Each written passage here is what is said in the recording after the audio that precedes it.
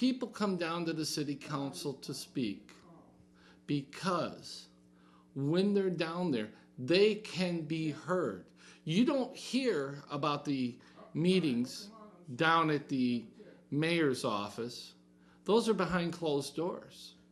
They come down to city council where they can stand before the council, get their 5 minutes to be heard, and it is not just heard by the council, it's heard by you people at home.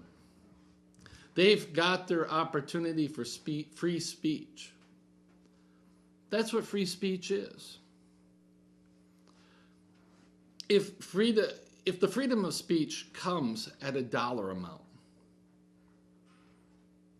what is that dollar amount that we can afford?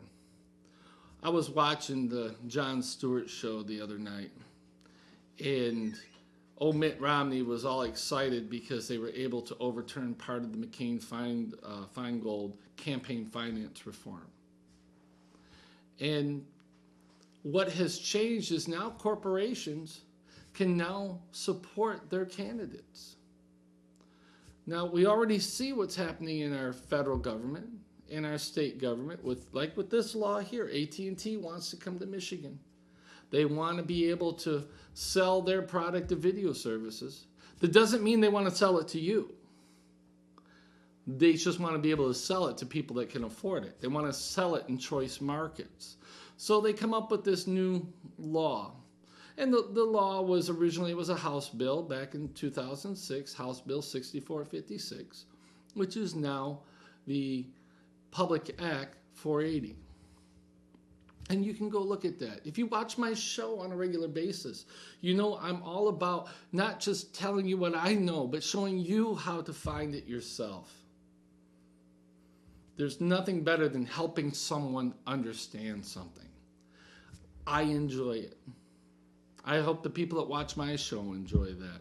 But what Mitt Romney was excited about is now corporations can buy speech. They can afford to put out millions of dollars to make ads to support their candidate and say whatever it is they want to say. Well, I can't. I couldn't sell enough tires in a year to afford to do a commercial on Channel 12 or Channel 5, Channel 25. This is my chance to speak to you. This is your chance to speak in the community, because you don't have to have any money to go down to Comcast, take the classes, produce your show, and get it on the public airwaves. But we've lost that. We've lost that ability. Now you have to, if you want free speech, now you have to pay me or pay Paul or pay someone else who has a studio, unless you want to go out and buy all the equipment yourself. But my biggest issue with what has happened to public access is the public has been cut out. We're losing half our shows now because we, the public, don't have access to public access anymore. We now have to drive to Southfield or send it in the mail. Another additional expense. I don't know about you, but I'm getting to where I almost can't afford to drive to work. I almost got a whole week's pay going to pay for gas for my vehicles just so I can go to work. You know, this is just another expense where corporations have created for us. But let me ask you something else. If corporations control all the airwaves, think of it like this, even. If the politicians controlled the airwaves, what do you think you'd hear? What would you hear at home on TV if the only voice you heard was that of the governor, that of the president, that of our mayor? Well, I know how to count bricks. You got to know how to count bricks. Never mind.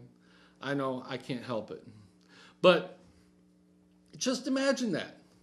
What information are you going to get? You're going to get what they feel is important. Community access is about people from the community that find things in the community that we think people ought to know. I've had Roland Lillard on the show. Excellent principal from the oh man, I forgot the name of the school, Gundry Elementary. I had Garland Lillard on here, and we talked about how things can get better if you have discipline in the schools. I had Tyrone Kroom on here, and we talked about crime in Flint and some of the solutions. You're not going to hear the solution on Channel 12 News. You're not going to get an hour with the guy who chaired the committee. You might get 30 seconds, might get a minute. But here, you've got the opportunity to hear these people, hear their words, not mine. I'll give you my opinion, but you get a chance to hear that. You're not going to get that on Channel 25. I've had Eric Mays on here. I had Paul Herring on here, and we talked about public access. These are the things that you're not going to get in regular television. We need your help. I'm a person of action. I feel people should be calling and writing everyone from the president on down to the mayor and tell them you support public access.